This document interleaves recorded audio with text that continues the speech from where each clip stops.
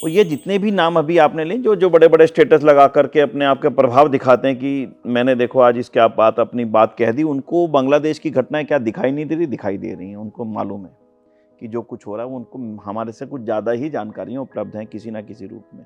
उनके सोर्सेज कुछ अच्छे हैं जिनसे भी वो जानकारियाँ कर सकते हैं। ना करने के पीछे कारण केवल एक है, उनके जो आका हैं, यानी कि उनके जो प्रमोटर्स हैं, उनको जिनसे रात दिन सुबह शाम तक का काम है, जो उनके फाइनेंसर्स हैं, उनकी नज़रों में वो ये नहीं दिखना चाहते कि हम कहीं ना कहीं एक कम्युनिटी के फैन हैं या कम्युनिटी के हितधारक हैं। अनेक घटनाएं हो चुकी हैं देश के अंदर। छोटी सी घटना नूपुर शर्मा की हुई, किसने साथ दिया? क्या गलत कहा था? किस देशभक्त ने साथ दिया जो अपने आप को बड़े बड़े व्यापारी बोलते हैं, राजनीतिक बोलते हैं? आज वो एक महिला हमारे देश की, आज वो बिल्कुल एक अलग जीवन जी रही है। बांग्लादेश की तस्लीमा नसरीन है, उसने भी तो कुछ बोला था, आज वो कहीं लंदन में शायद किसी विदेश में रह कर के अपना वो जीवन जी रही है। क्या गलत कहा था उसने? कौन सी चीज़ उसने ऐसी बोली थी जो तथ्यों के विपरीत थी? एक अलग विषय है। इसके साथ ही आज जितने भी बॉलीवुड के जितने आप 1, 2, 3, 4, 5 नाम, उनको देखना है कि उनको फंडिंग एजेंसी कौन है उनकी, उनको फंड कहाँ से हो रहा है, उनकी मूवीज़ को फाइनेंस कौन कर रहा है, उनकी मूवीज़ को बनाने वाली एजेंसियाँ कौन हैं, उनको देख करके चलना है। इसलिए आज किसी ना किसी रूप में सारे हिंदू समाज को एक बारीकी से सोचना पड़ेगा।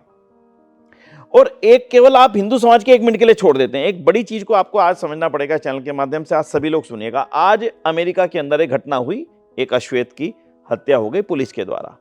किस प्रकार का पूरी दुनिया के अंदर वो बवंडर मचाया गया। अपने आप नहीं हुआ, किसी ने किया।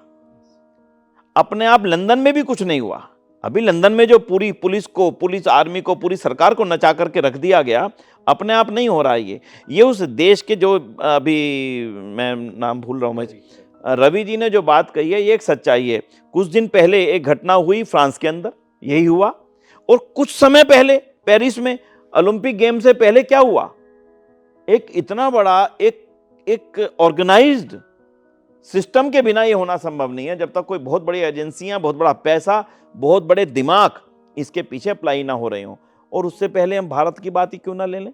भारत के अंदर जो आंदोलनों के नाम पर जो पिछले दिनों में हुआ, सड़कें रोक दी गई लंबे समय से, क्या कहेंगे उसको आप? क्या कोई बिना किसी के चाहे वो हो रहा है?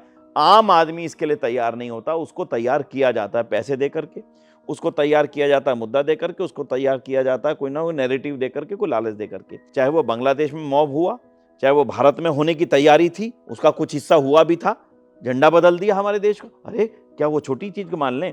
अगर आज उसकी बारीकी से छानबीन नहीं करेंगे कि कुछ एजेंसियां हैं जिन्होंने भारत के अंदर बहुत बड़ा जाल अपना क्रिएट कर लिया है, और वो कभी भी अस्थिर करने की कोई भी घटना को कारण बोर बहाना बना करके उसको अस्थिर करने के लिए तैयारी कर सकती हैं, प्रयास कर सकती हैं। तो मुझे लगता है अगर हम उसकी गहराई में जाएंगे तो हमें अपने आसपास ही बैठे हुए बहुत लोग, बहुत ऐसे मोड वाले लोग मिल जाएंगे जो केवल इसीलिए भारत में बैठे हुए, जिनका काम केवल इसको घुमाना ही है। इसलिए आज सोशल मीडिया पे आप कह लें, चाहे मीडिया जगत में कह लें, कहीं ना कहीं हम सबको ही विचारना इस चीज़ पर पड़ेगा कि हमारे देश की स्थिरता और अस्थिरता किन चीज़ों पर निर्भर कर रही है।